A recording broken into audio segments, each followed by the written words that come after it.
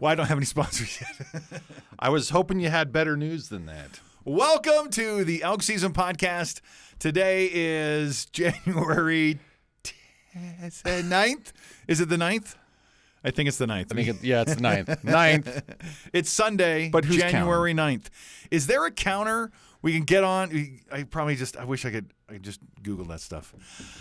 A counter. A counter for how many days until elk season? Right. If you just Google it, you say, "Hey, how many days till elk season?" That's something I should know. I should have that.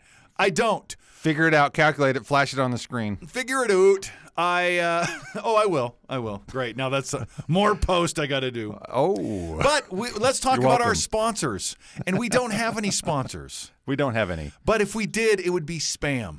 Spam would see what I'm doing with their product and say, "I love you, man. Here's some money." They would just see that and go, "Give this guy some money." Well, I'm selling more spam than any spam salesman ever did. Ever since you got introduced to those little individual singles pocket pack pouches, whatever they are, those the Ron Swanson Pop-Tart is what I call them. So I really love spam. I'm a big fan of my Jetboil. Jetboil is if Jetboil said, "Hey, you guys," I have a Jetboil that's like 12 years old. That's true. It's been around for a long time and it still works and it still works great. It's a perfect little machine for hiking. And sometimes it even ignites by itself. Really? Get me, Jetboil. That's an endorsement. I kind of want his Jetboil now. Other sponsors. I really have any sponsors. If you'd like to be a guest on the Elk Season Podcast, absolutely, reach out.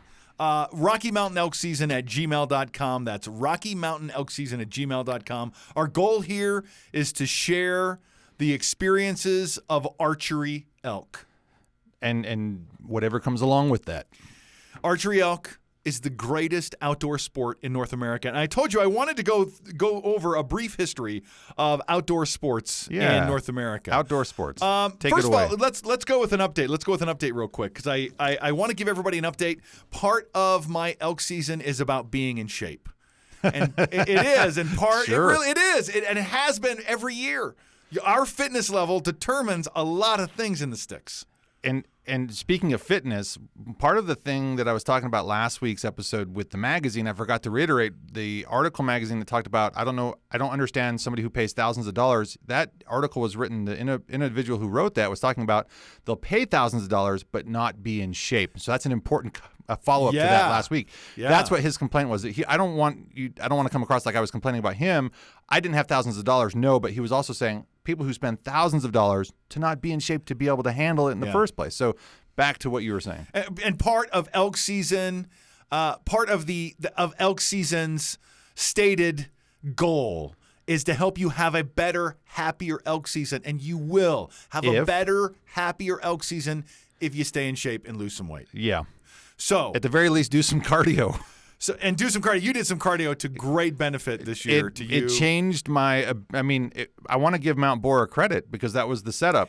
That was the mental. That was the mental aspect. Psychologically, yeah. But then I was starting to do. I started cardio just before that, and I continued cardio all the way through the season and even through the winter. And it just, even though I might be overweight, it really changed my ability to get up and down hills. And I have been a very active CrossFitter for many years until my wife gave birth at the age of 40, and so we had a son, and she's a CrossFit coach, and so I don't have any time in the morning, I don't have any time in the evening to go, and so I just didn't CrossFit for about 5 years now.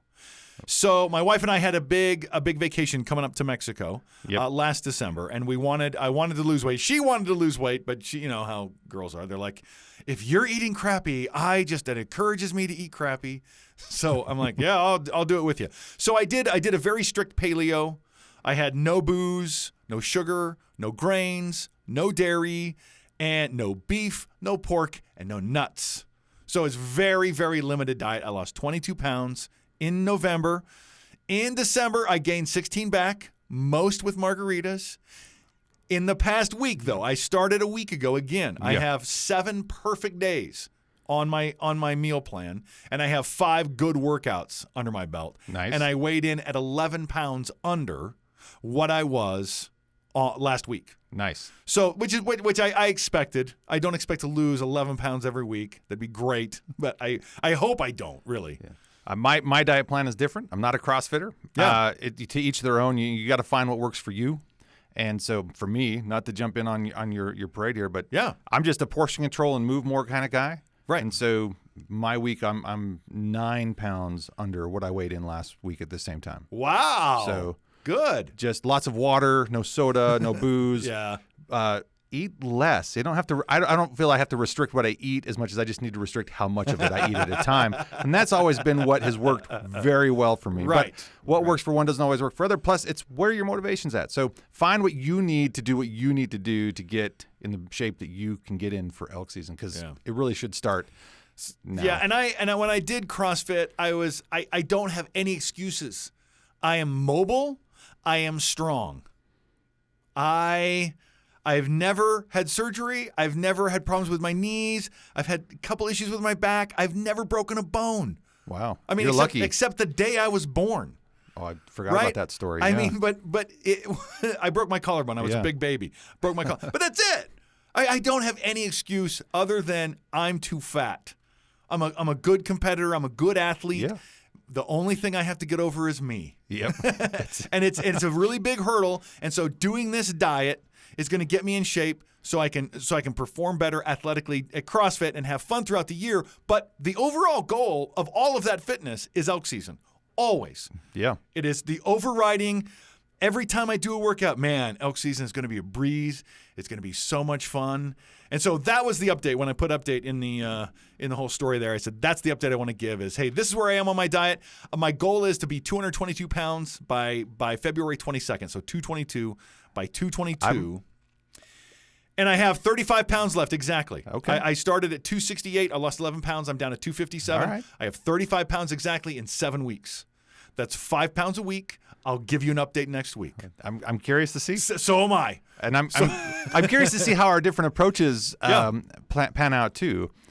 Just because it's good to have variety and it's good to know how people go about it. Me, I'm thinking not short term like 222. I'm just thinking more long term for myself. But I'm curious to see. Just same here. And it seems like, and I read an article just this week. Like, it doesn't matter how old you are, your metabolism.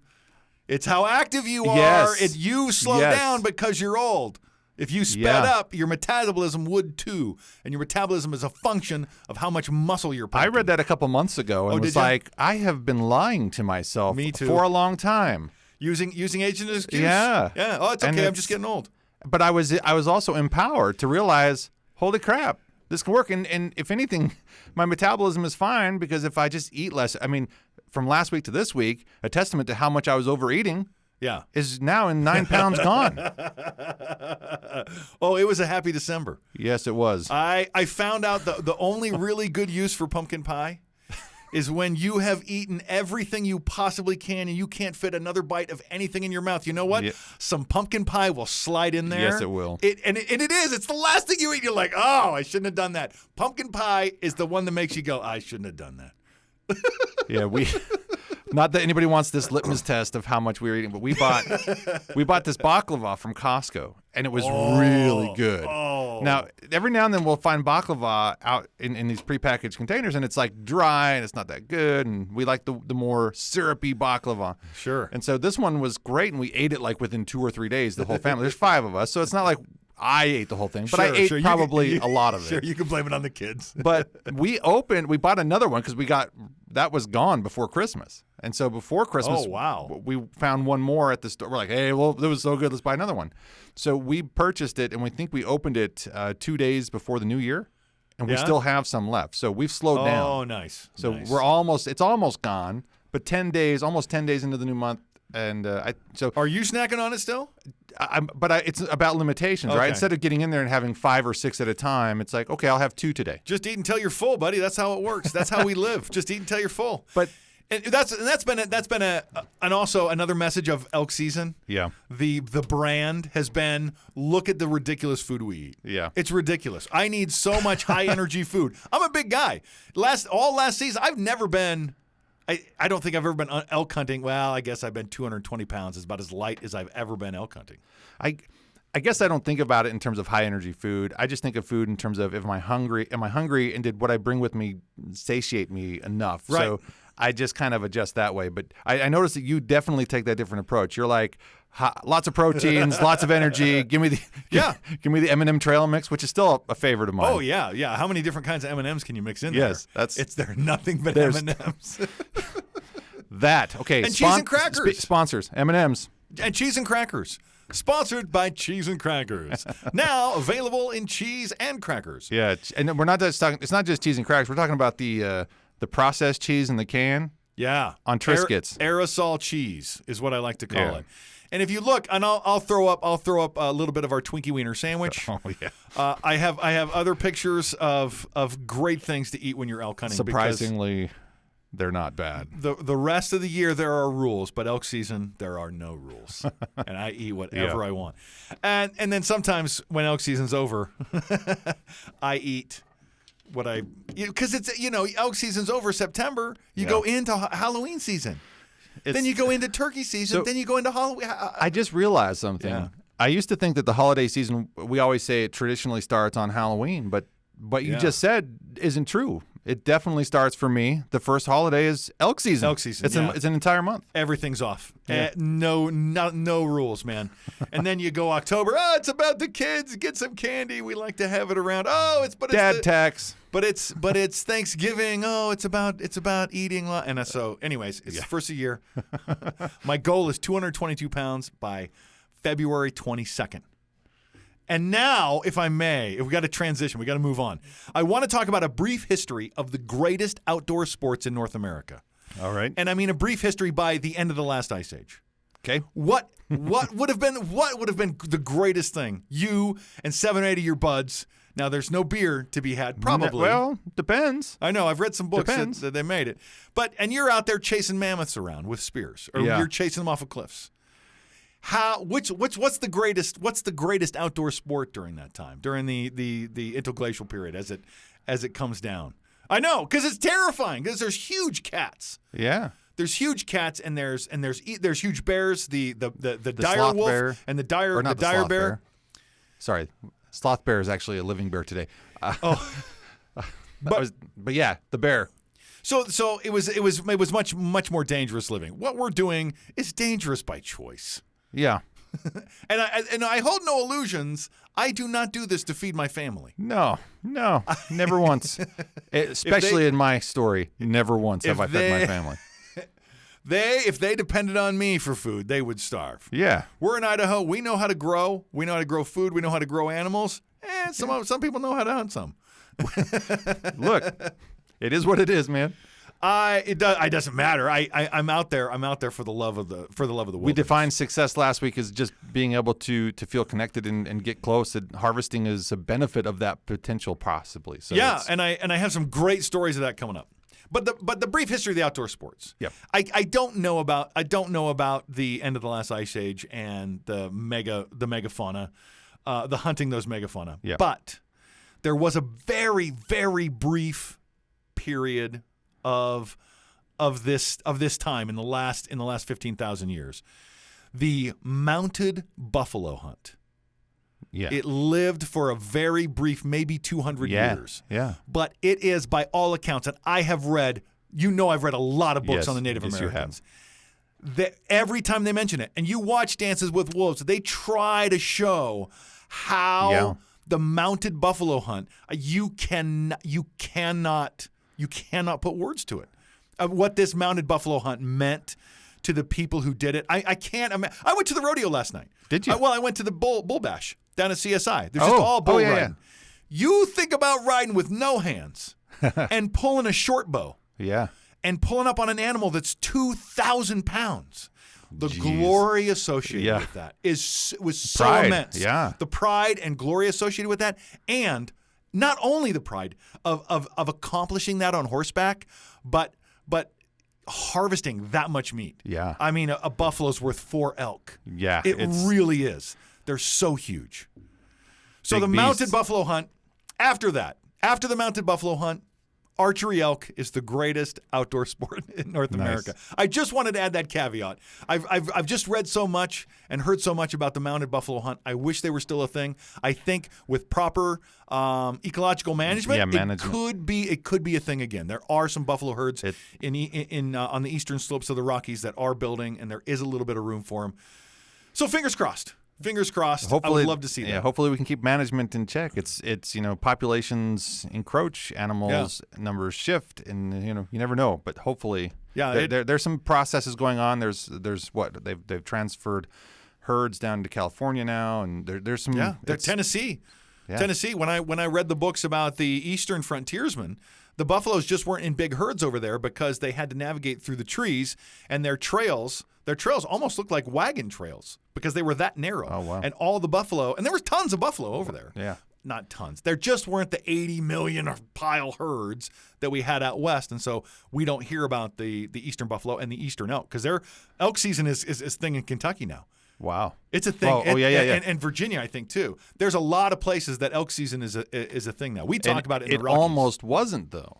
Yeah? It almost wasn't a thing in some places because elk populations were hunted to extinction in the late 1800s. Correct. And they have been transplanted. Yeah. They have been moved over, and now we have some ecologists working to repair that. And so it's a living, lifetime algorithm. Yeah. That, we see different inputs and different outputs and try to measure and balance. So it's interesting. Yeah. So that was just a brief history of outdoor sports. But right now, where we're sitting right now, archery elk is it. It is the greatest outdoor sport in North America, and I'm standing by that. So, trail cams. Trail cams. I want to talk to you about trail cams. Did you see my notes on the trail cams? Let me read. Utah this week. Oh. Yeah, Utah this week said if you have a trail cam that has a Wi-Fi signal, and you're using that information, you can't use that information to hunt. Okay. Which kind of makes sense to me. Yeah. I'm okay with that. Well, and yeah, it sounds sort of familiar to Idaho's viewing them from the air kind of thing. Right. It's very similar, and we'll talk about drones because I have a lot of drones, and I like drones, and they're terrible big game scouts. Yeah, terrible in my expert opinion. But it's not going to stop everybody from thinking, all I got to do is spot them from the air. It'll be easy. And the same thing with these trail cameras that send a live image. You go, that trail cam, I know exactly where that is. I know that there's deer there, and I can grab my stuff and go now. That's a really unfair advantage. Yeah. And it's basically you're purchasing or you're using money to leverage your hunting ability. Makes you less of a hunter, in my opinion. But in Arizona, you can't use that information at all. Huh. You can't use any information off a trail camera. Interesting. I follow a guy on TikTok called Jedi Outdoors, and he has got a little Boston Terrier named Freckles. They hike all over Arizona, and they have some of the most amazing elk in Arizona. It is really good. So if you're on TikTok, check out Jedi Outdoors. Jedi Outdoors. Because all he does is go out with his dog, his side-by-side. He hikes all over the place. He's got javelina. He's got high desert muleys. Wow. He's got elk. He's got ring-tailed cats.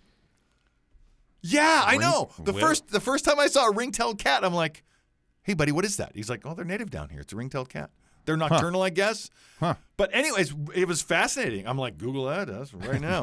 What's a ring-tailed cat? Yeah. So that was really fun. So I really like that, and he was the one who posted and said, hey, if you're using trail cams in Arizona, you can't do that to hunt anymore. I don't do it to hunt. That's what he says. He says he doesn't do it to hunt, which is great. He's just out there enjoying the outdoors. Yeah.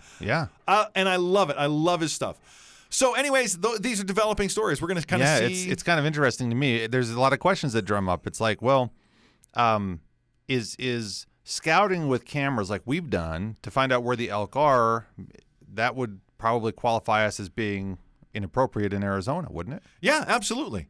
Even though it's not during the hunting season. So yeah, where are the lines drawn in terms of maybe that's the caveat I'm missing. I didn't read the law. Well, no, I heard this from a guy on TikTok. But it's important to have those conversations. Indeed. So if you're watching this and you're from Arizona, maybe you could leave us a comment or help us understand that. Yeah, please let us know. Rocky Mountain Elk Season at gmail.com. You can comment on the Facebook page as well. say, hey, you guys are dummies. That's not how it works. Thank you. That's the point. That's all we wanted Thank to you, know. Internet. They're always willing to point out when you can't do something. Yeah. You can't park there. Well, sorry, I was going to go on a string that has nothing to do with this, except that it has to do with somebody just having the wrong information. I was surprised because it was a YouTuber and he was doing something that people in his video were telling him you shouldn't be doing this. Right. And he's like, what are you talking about? So he followed up later, and I don't know. I didn't buy his argument, but I was really surprised. But that's something that I'll talk to you about off the air. It's kind of odd. Interesting. So let's get to the media. Let's get to elk media. What can you do? What kind of research can you do to find out more about elk biology and elk hunting? And you have something awesome today. Yeah, well, I don't know if it's awesome. It's a relic. That's awesome. It's a time capsule. Yeah. And so I find odds and ends while I'm out and about, and this is becoming more and more of something that I don't think is going to be as possible to do, because I like to go to like Salvation Army or the Desert Industries, go to their book sections. But a lot, here we only have a couple places that even have book sections anyway. But this actually came from, I think, the DI about 6 years ago, and it's like 1961. What's the title of it? It's the Big Game Animals of North America. Okay. And so this is sort of where's my cheat sheet? I had the authors down here somewhere. For the record, we love all outdoor sports. Yeah. I love archery. I love shooting a rifle. We spotted a mountain lion this year, and I thought, I wish we would have had a rifle with us. Yeah. I'd go after that mountain lion. Yeah, it was broad daylight, middle of the day. It was crazy to see him out there. And it was 40 yards just above some deer bedded down. Yep. It's all on video. Just watching them. So this is a couple of authors. I try to give credit where credit's due. This is a 1961 book. O'Connor, last name of a gun editor of the Outdoor Life magazine. I'm not sure if that magazine's still in print, but this is 61 terminology, or 61 times. And then George Goodwin, an associated curator of mammals for the American Museum of Natural History, put this book together in 1961. That's a pretty good recommendation. Yeah, those are pretty good credentials. So I always like to look at when I get information, who's writing it. I've gotten some books in the past where it's like, well, this person, I don't know. There's not enough history. I don't know your background other than I have to trust your word, and that's okay if you know the person. But if I don't know you, it's harder for me to buy into some of the things you might say, only because I haven't got to know you yet. Right. But time will tell. But looking at credentials is always important to me. I happen to be somewhat of a quasi-academic, unfortunately. But you're cursed. But this is pretty cool. This relic, when you look at elk, has some cool pictures. There's colored illustrations even. But they talk about, if we're talking 1961 terms, he talks about stories in this elk chapter related to 1934, hunting in Arizona when the elk season first opened up, after the extinction of elk in the late 80s and 90s. Really? When we say late 80s and 90s, 1890s, they transplanted, according to him, elk from the Yellowstone herd. Really? Down to New Mexico and Arizona, where the elk herds had gone extinct. It sounds unfortunate, but it sounds right. Yeah. To the path. He mentions, elk are not correctly called elk. They should be called wapiti or wapiti or however you want to say it. Of course. Wapiti. I don't know where you are on this. Is it wapiti or wapiti? I follow a lot of Native Americans on TikTok, and they pronounce it with the distinct wapiti. So I like wapiti, but do you call it wapiti? Wapiti sounds like a nice Western term. I was watching wapiti or wapiti. I think I was watching something on PBS one time where Roosevelt, Teddy Roosevelt, because he was a big game hunter. He loved coming out. If I remember he's my favorite president. History correctly, and he in the documentary they would say wapiti.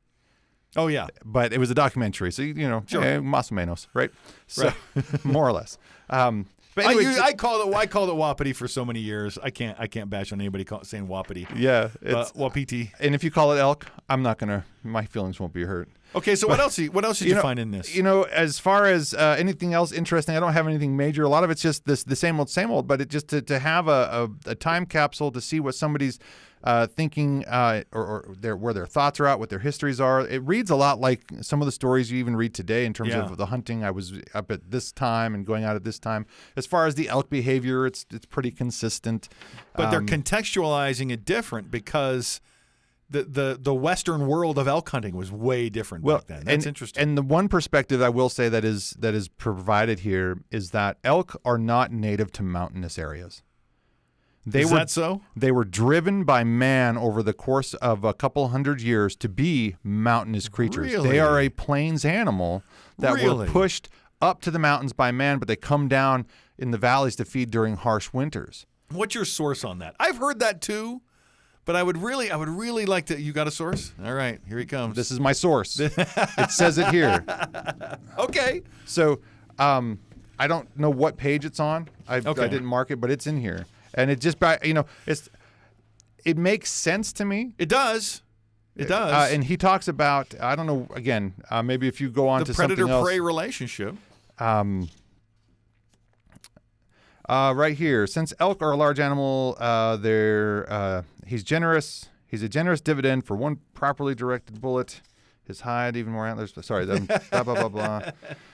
Oh, the elk was relentlessly hunted by pioneers. His sheltering forests were cut down in the east, and on the plains, his range was turned into farms and cattle ranches. Not only was he shot for meat and for hide, but thousands of were slaughtered and left to rot because lodge members liked to wear their tusks for watch charms. Eventually, elk found refuge only in the mountains. They summer ranged high, but in the winter they would come down to the valleys. Oh, so. Okay. Interesting. So just fun relics of the past. Again, it's a couple of people, their interpretation. There's many sides to every story, so I don't want to just take everything as face value to the whole extreme or to one side. But it's a perspective that seems legit as I've heard those stories elsewhere. So here's where I am on this. I don't want to say too much about this, but did elk exist everywhere and then were culled into those corners, or were they literally non-existent in the mountains? And then as the population was culled, there was a certain population that found refuge in the mountains. I think what makes sense is that depiction there. It's like they were everywhere, but as they were pressured, those that were unique to the mountain and had that experience would stay there. I mean, we've transplanted elk back into. We're having issues with them in Pennsylvania now. Yeah, finally, because they've been extinct in most of the eastern United States. Is it too hot over there for them? They having troubles? No, they just were hunted to extinction. Right. So I'm saying, did the mountainous type they took transplanted to Pennsylvania? Is that, or do they heat up? Oh yeah. Are they having issues? Are there any health issues? I don't know what the difference in speciation would be in terms of the different branches of the species there were. We just know that from what I remember, the elk that were native to like New Mexico and Arizona were smaller in stature than, say, the Yellowstone herd animals. Sure. But it has to do with how the environment puts pressure on a creature climate. And it changes the difference. So. And the colder it is, the bigger they need to be. Right. And so they're in that Yellowstone, Montana, Alberta ecosystem. They're adaptable, and so they've thrived in New Mexico and Arizona. If you want to talk about being too hot, so I don't think back east would be too hot. So it's just a matter of. And we'll that's an interesting book. Thank you for bringing that. Yeah. Interesting perspective. I just went onto YouTube and I YouTube searched archery elk. Okay. And I watched the first 3 videos that came up, and they were all done by the same group. Wow. The Hunting Public. The Hunting Public. Yeah, and I got a page of notes. Where did I put my page of notes? I got my page of notes here. The first one I watched was called Bull Right Off the Road. And each one of these episodes, and they're about 30 minutes, but each one of these episodes is the pursuit. It's not always a harvest. In fact, out of these 3, there's only one that was a harvest. That was harvested. But what's great about it is they show you that encounter. They show you what it takes to get it to that encounter. They show you that encounter, and they talk in real time what we did right, what we did wrong. Really, really good elk content. Yeah. The Hunting Public, and it's all public land. It's over-the-counter tags, public land. These guys are not on somebody's private ranch. These guys don't have special permission. They don't have a special tag. It is an over-the-counter tag, which I love, and it is. That's all I've ever done. I know. That's all I want to do. I don't want to cheat. I don't want to take steroids to win. Of course, I don't. There are those out there that hunt private land that don't feel that it's cheating. So I know, and that's great. Good for them. And maybe they can put meat in the freezer a lot cheaper than I can. But I'm not there to do it. I'm not there to do it for the money. I like the pursuit. I like having the same chances as every other guy. Yeah. And failing. Like year after 90% of everyone year. else. We're in good company. So let's see. Ooh. Some of the things that happened in this episode, I want to go over. Okay. The hunting public. Number one thing that happened, his sleeping pad popped. Sleeping pad popped. Okay. Yeah. All right. No, I know what that. I've got a pad that full with air. This is why I don't have an inflatable sleeping pad. Yeah. They can leak and they can pop. And he told in the very beginning of this episode, he said I had to wake up in the middle of the night in the dark in my tent and patch a hole in my sleeping pad so I could go back to sleep. No, thank you. Yeah. And one caveat to that, the reason why I have the sleeping pad it is inflatable, but I only have it for one reason. Huh. It has foam on the inside that expands, so it's even, double. If I lose the air, I still have something. Right. So one thing I really liked about these guys, the hunting public, here's what they do, and here's something, I've gotten close to this. I've gotten close to this hunting method, and that is, I like to backpack. Yeah. I just, wherever I end up for the day, that's where camp can go. That's okay. They go one step further. They go ahead and hike in the dark until they hear bugles. Okay. When they hear a bugle, they go, okay, let's camp here. And they wake up and they bugle. They make sure and bugle in the dark. I like that. There was a lot of bugling in the dark. I really like that. Yeah. Because it's typically not going to be a hunter, especially if they're way off trail, way in the backcountry.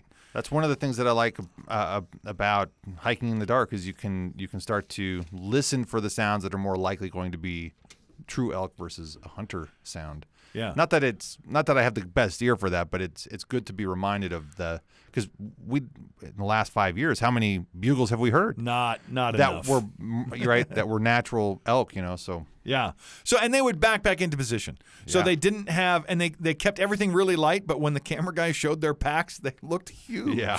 They looked huge. So again, fitness. Yeah, fitness is important. Be strong, be ready, be mobile, and have some good cardio and some good food.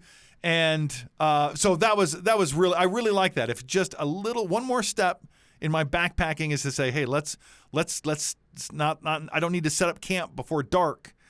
Let's go ahead and find some elk, and then let's find a place to camp after that, and just kind of back off them a little bit. So that's a good tactic. I need to incorporate. Maybe I just need to say out loud to myself, so I do it. And I want to talk about their calling because I love the science of animal language. Sure, animal language is really important. So there were times in these 3 episodes where they bugle. And 3 seconds go by, and there's another bugle in the distance, and they look at each other and they go, "That's a hunter."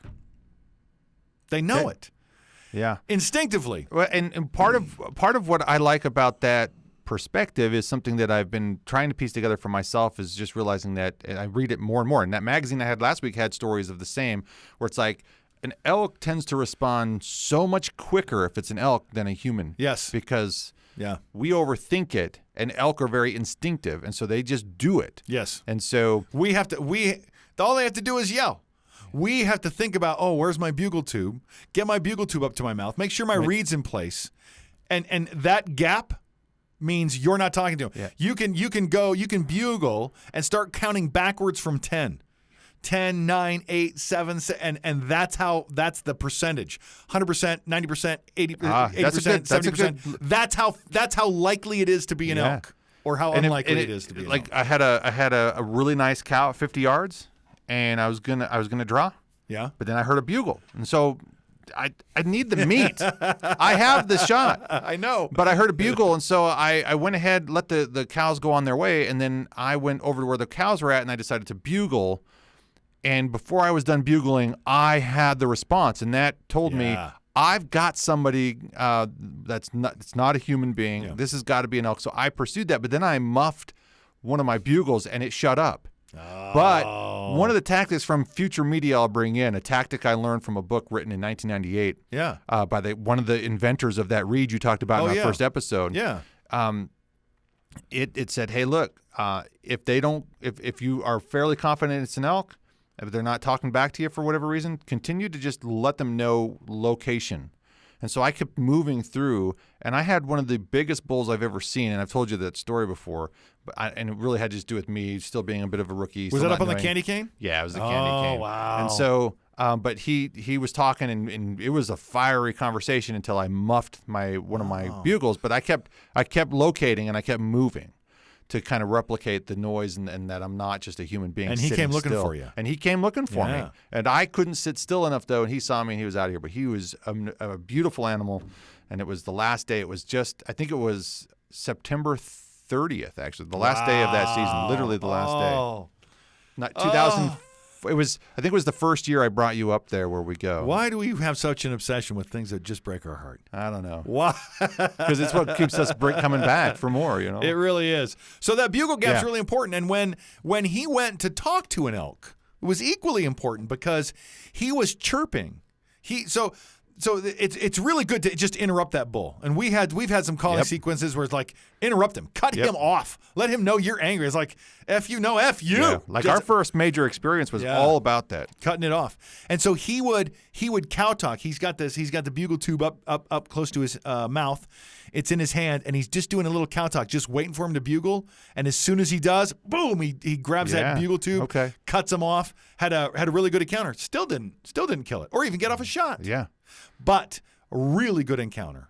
So just updating the data set for tactics, improving the skill set. Yes, every time you just got to be reminded. There's only so much practice we can get in September. Yeah. And so watching YouTube, and these guys are really good. They're just they get it. They're not trying to be somebody fancy or anything. They're just hunting elk, and they're doing it on public land. So I really love the hunting public. Check them out on YouTube. And what's next? Are you next? Yeah, I guess I am. Yeah. My Genesis. David's Genesis story. Let's check how we're doing on time. Ooh, 38. That's good. Yeah, that stopped recording. Let me try again. I just have to check that. That stopped recording. All right, whatever. All right. It's recording now. All right. We'll see for how long. So Genesis goes back to first and foremost being interested in elk in the first place. Not knowing much about the outdoors. We talked about Dad not being the outdoorsy guy. So I tagged along with you a lot of the time. And so the first, other than seeing head mounts at maybe a friend's house here or there, the first dead elk I ever saw was with you and a buddy that, it was a rifle season hunt. But it was still kind of it left an impression on a young 9-10-year-old me. Because we're almost a decade apart. I don't know that we've made that clear here. You're 9 years older than me. Right. And so when I'm 18, you're 9. I'm 18. I'm an adult. Hey, brother, let's go. Yeah. So I spent a lot of time with you. Yeah. And but then you started getting into bow hunting. That the whole genesis for you getting the bow hunting. I didn't have the same experience because I'm way behind. But I got to go with you in that. What was it? The geo tracker. Oh, yeah. I have several memories of being that geo tracker. Yeah. We saw the herd of elk. One of them had a collar on, and outside Lincoln. Lincoln, yeah. It was. So I wish I could find those pictures. We have a whole bunch of pictures from that time. I think I might have some. I'd love to come across them again. But but then I moved to Idaho in '95, and I don't have any experience in Idaho. I'm not going to be able to hunt in the first couple of years. I don't even have anybody to hunt. I don't have parents. You're in Montana, right. So hunting took a back seat for about a decade from that time, except for one fall I went to an area here with a friend. He's like, hey, we're going deer hunting. And I go, well, I'm new to Idaho. I don't mean to be a tagline. I don't want to be that friend. But I'm like, would it be possible for me to hang out and get to know Idaho? My premise was to explore Idaho grounds because I loved hunting in Montana. And so Right, and we were so familiar with so many different back Yeah, roads. and- this is so and so's place. This is so and so ranch. This is public. This is all good to go. And we just had like almost instinctive Yeah. knowledge about it. And so And here you come here. I'm like, I don't know what to do. So I'm just pulling on whatever string I can to see where I can learn and explore. So their family graciously said, yeah, come with us. And so it was a mule deer hunt up in north of Cary, Idaho. But that's all I'm going to tell you. Yeah. But during this Some hunt, good elk country north of Cary. during this epic. hunt, I was hiking with his brother, my friend's brother at the time, and we came across an elk herd that was spooked up, and they were off season. We couldn't shoot them, but this elk had probably 20 cows, and then it had something like, what was it? I don't want to get the numbers too wrong here. There was like 2 or 3 spike bulls. There was like 4 or 5 regular 4.5 points. Raghorns. Yeah. Big bulls, and so they went off and spooked away. We were about 60 yards away from them when they came up the hill, so they were real close. We kept hiking, and then I learned what it meant to have a herd bull, because those elk were already up the ridgeline. You've seen them go up to the top, and he came up from the brush. He was the biggest of them all, and it was just huge. Yeah. And so that really left an impression in my mind. I've always wanted to elk hunt because of that, but I didn't have a rifle. I didn't have a vehicle. I didn't have a bow, but I had a license. And in 2003 or 4 it was, I actually found my original tag recently that has the date. Really? When I actually passed hunter's bow safety. So nice. I took bow hunter safety, but I only took it for one reason. In the early 2000s, I had some roommates where I lived for a very short while in Jerome, Idaho. And one of the roommates moved out on a whim. It was sort of a roommate family, and so there was the siblings living together, and they just couldn't get along. And so one of them leaves. He's just like, I'm out. Okay. And so the day he leaves, I'm the only one home. I get home from work or something, and he's like, hey, I'm out of here. I'm not coming back, but there's a bow upstairs if you want it. I don't need it. It's left-handed. And I'm like, okay. Well, it's good knowing you, and good luck whatever you do, and blah, blah, blah. And so he leaves, and I go, and I'm like, a left-handed bow. For a left-handed dude. I'm a left-handed guy. And so this was really cool to be able to get this bow left-handed. And so that kind of made me go, I hung on to it for a while, kept hanging on to it. Finally, I took bow hunter safety. Still didn't know how to shoot it. There's a lot of things that it took a while to learn. I didn't update it. And this is an old bear bow. Yeah. It's a polar bear series. I don't know what any of that means. I Yeah. don't know when it was constructed. It looks like it's from the 1970s or 80s, but it could fling an arrow, and that's what mattered. I took a shot at a couple deer one point. I don't think I ever went elk hunting with it. Well, I did, but Yeah. I guess I did. You did. But then Plenty of times. but elk hunting, being a first generation really elk hunter, it's just a big curve. It's a steep curve. It is, yeah. Almost as steep as the mountains you have to climb to figure it out. Almost. But yeah, my genesis just, I got into bow hunting because of some random incident. A free bow just happened to be left-handed like me, and I didn't update it till 2011, I think. Yeah. Yeah. Right. And the bow I bought cost $30 at the compound bow. The first compound bow I had cost $30 at a pawn shop. And I took 10, 15 practice shots with it. The next morning I killed a deer with it. And then 20 years later I killed an elk with it. Yeah. Still for that same $30 or the $30 bow. Wow. So yeah. I didn't realize you had killed it with that bow. Same bow. Wow. Same bow. And a good friend has that bow still. Nice. Yeah. Nice. So yeah, and that's why I've always told you, I don't think my inability to harvest an elk on a regular basis has anything to do with my ability to shoot a bow. Right. There's a lot more fitness, Fitness is important. tactics, understanding language. Time is, I think, my biggest constraint Biggest is one. time. Like many people, having to be a weekend warrior isn't my ideal situation, but I chose the profession I have, and really, I couldn't have chosen a profession with the worst timing for September. Yeah. Yeah. I Should have teach been at a tax guy. I You teach should have at been a tax guy. I teach at a junior college, and so unfortunately, Every September is busy. yeah, it's pretty It busy. is. So It's all right. It's all right. we still make it work, but it's We'll figure out a system. We'll get in them. I see a lot of I spend a lot of time in the woods in September, and I still don't get enough time. yeah. So where are we? Is that your genesis? That's pretty much my genesis. Somebody other than gave you a bow, somebody gave me a bow, happened to be left-handed like me, and it inspired you. to get bow hunters credit and which was kind of crazy because I had taken hunter safety in Montana. Yeah. And I could not find any of my stuff for that in Idaho in order to honor that. So I had to get in touch with Montana Fish, Wildlife, and Parks. Yeah. And they had to dig through their system, and they had to send me my code, and then I had to go to Idaho and get everything legitimized. So it's all good now, and I have everything more in a safe place rather than just willy-nilly leaving it here and there. But I had to go through a process of figuring that out because part of why I didn't do any hunting, I want to do bow hunting because I had the bow. I was like, I'm a bow hunter now. Right. But I didn't have the thing. But it took me till 2003 to even get that part of the license because I wasn't sure where to go. And, of course, we don't have cell phones. The internet is limited. And so it's changed. It's changed. It was a couple of phone calls to Montana Fish, Wildlife, and Parks. You want to know what the Elk Season Podcast means. It means that archery elk has surpassed this point of a few rare people do it. Yeah. To, hey, anybody can do this. It is the greatest outdoor sport in North America. The best. And it is, I believe, it is the greatest adventure you can have as an adult in this country.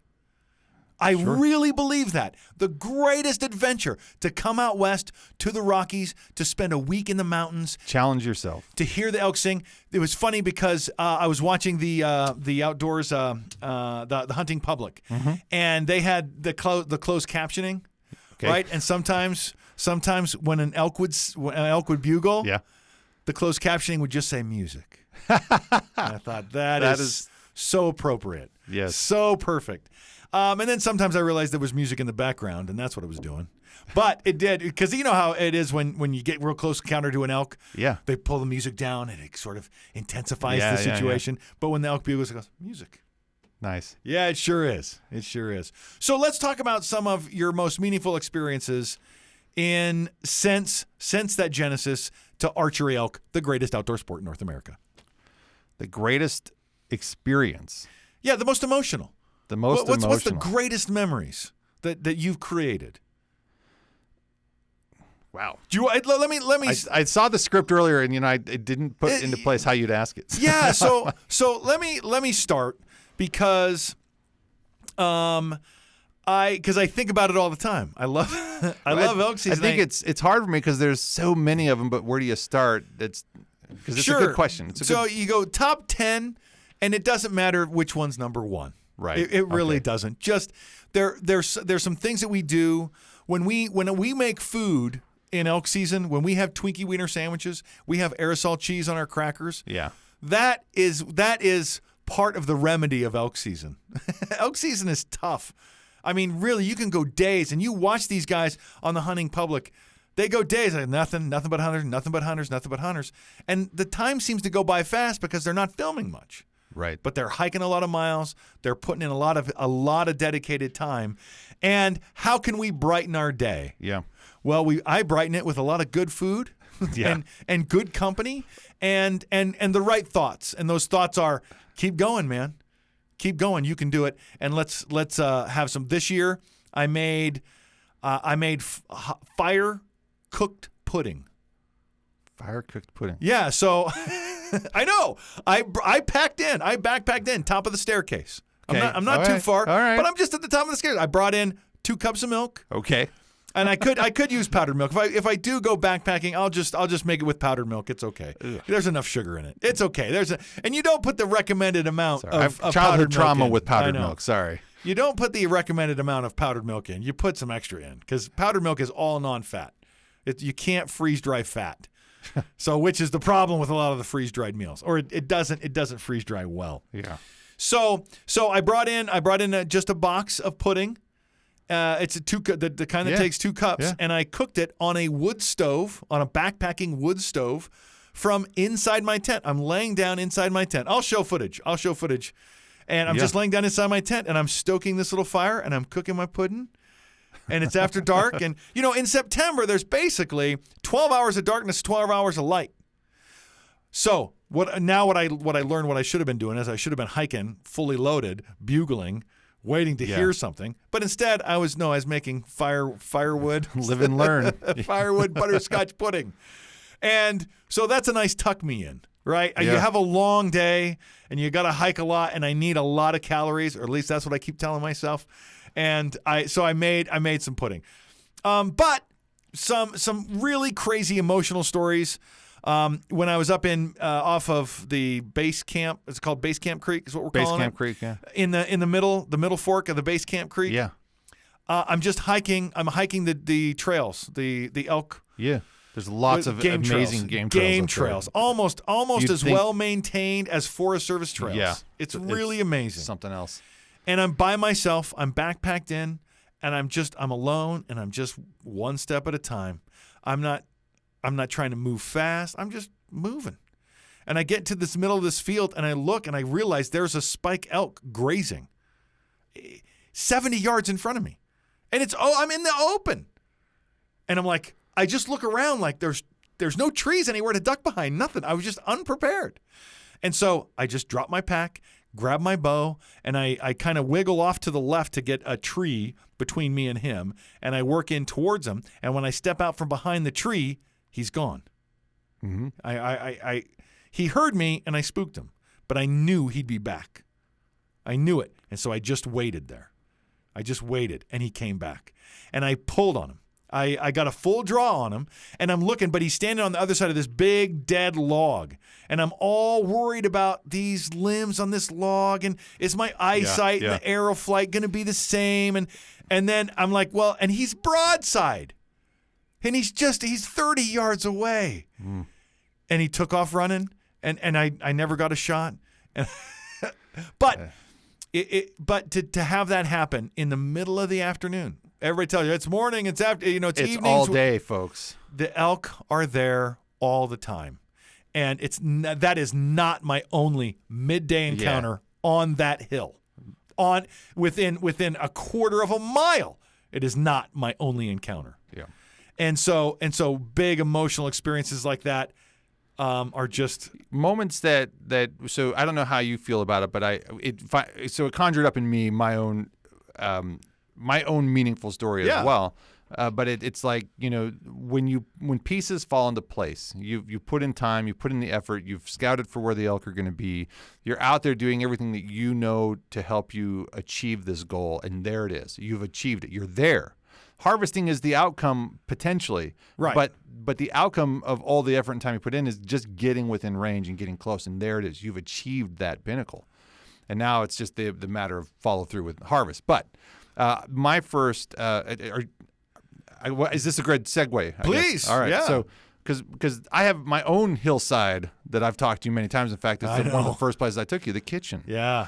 And so, 2013, again, sort of by myself. I didn't backpack in. I hiked from a base camp, but I hiked in to a new area that I had scouted in the summer. I had seen some really interesting evidence real quick. In July, when I took my family camping in this area, we went on this maintained trail. And I at every creek crossing, I have a tendency to look for animal tracks and things like that. And I didn't see anything of note. It was just human tracks as it goes up to an alpine lake. But anyway, we had turned around because the kids were young. And so one of the creek crossings that we had just crossed had a fresh elk track in it. And that's what made me go, I'm hunting this area. Yeah. It wasn't there 15 minutes prior, and it was there 15 minutes. So they had snuck through after we had crossed that creek. And I go, okay, I'm convinced. So that fall, my first year hunting that area, I come over this. It's literally opening day. It is August 30th. Ooh. And I don't know. I had hiked to a certain spot. In fact, I had mentioned. What's the weather like? It is sunny. Yeah, because your Labor Day weekend can be pretty hot. Right. It's sunny. But we have a really stiff cross breeze. Okay. I had been hiking all day. I hiked up the trail in the dark. I hadn't been hearing much, but I got to a vantage point, saw elk much closer than I thought. And so anyway, I'd been hiking all day, and I come across this place that I now call the kitchen. And there were two bull elk grazing towards the bottom of this little ravine. And they were a spike and a 4-point, both in full velvet. Nice. And I have a cross breeze, and I'm going to go. I'm trying to decide what's the best approach. I don't have to worry about too much in terms of scent because it's really stiff. I don't know how fast, like 10, 15 mile an hour cross breeze. Yeah. I mean, it's pretty stiff. And so I go up and down these washouts, and I actually sneezed right before I sneezed on the ridge right before I was getting over to where they were at, and I thought they're gone. And so me not having accumulated knowledge, trying to exercise some more recent accumulated knowledge, just trying to figure things out, I thought, well, they're gone. I sneezed. That's it. So I just kind of became more relaxed, which, by the way, if you think you screwed up, a big lesson here is don't overthink that. You may not have. Been there. So Been there on that same hill. Yeah. So I sneezed, and I get up to the top of this hill, and I'm silhouette. I'm full. I'm standing upright completely. And at the bottom of this ravine, 40 yards down, are these two bulls. Wow. They were still there, and they still didn't see me. And so the first thing I do is I slowly just drop, just slowly get down and create a low profile. I'm in full camo and for all intents and purposes, whatever that means, invisible. And so, other than a silhouette, right? Yeah. And so now I just look like a bush on the top of the hill, and I was able to get an arrow out. And it's 35, 40 yards. My brain is just like, I can see if you've ever been up close to an elk in broad daylight, their eyes have a really deep red hue to them. Yeah. And I'm just close enough that I can see every little flinch they make. But they're just oblivious to me on the top of this hill. 10, 15 minutes, I'm just sitting there. Wow. Going, well, do I go for the spike or so this is where you get to learn about me, is like I overanalyze everything. I'm thinking spike or 4-point, spike. How often had you hunted alone at that point? This is my first season out. There's a lot of unknowns. Yeah. And so is this 30 yards? Is it 40 yards? Is it 30 yards? I don't have a rangefinder at this time. I'm just trying to guess. And so I'm thinking 30 yards. And so I go, finally, at one point I started to draw, but I was like, no, I don't know the yardage. So I really second guess everything. So probably 10, 15 minutes of just watching them graze.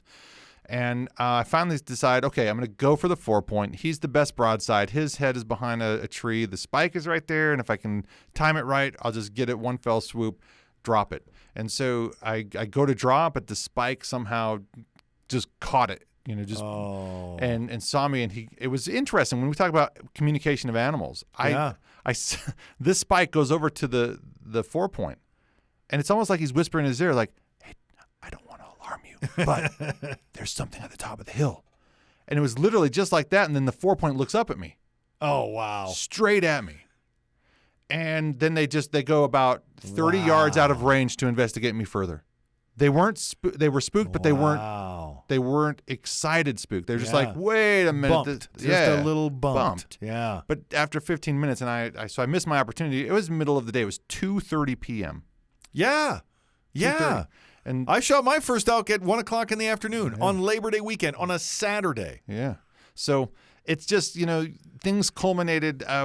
Still learning, though, in the following year, similar story, but ridiculously similar story, but even more ridiculous. If I had video, it'd be on one of those fail Army videos. But a memory that stays with you for such a long time. Before we go, I want to talk about a couple secret weapons that I use. Okay. Number one is Carmex. I know you laugh. No, Carmex. I don't laugh. I know what you mean by Carmex. Chapped skin is not good. Chapped skin. Yes. It doesn't matter where that skin is chapped. Carmex will fix it. Will help. Overnight. Will help. I have had chapped places that are painful. I don't even know if I'm going to get out of bed tomorrow.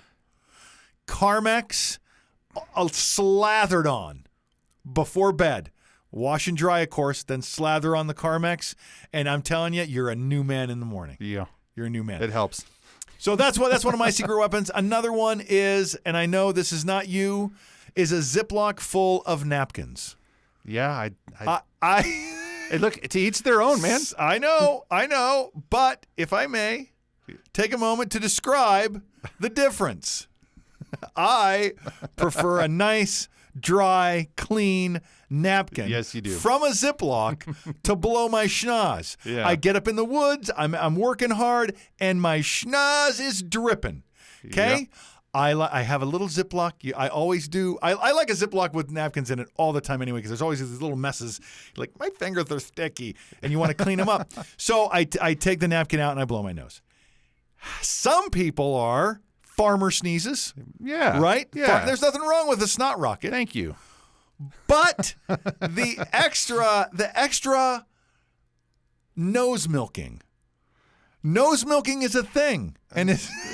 but you run your thumb and forefinger down the bridge on the outside of the bridge of your nose and squeeze out every last drop you can find into your own hand and then fling it into the bushes. I think the snot rocket does a far more efficient job of getting rid of the snot. Yes, I would agree. Apparently not. No, I agree. I agree. I don't know why you do both. I don't know why. You snot rocket, milk.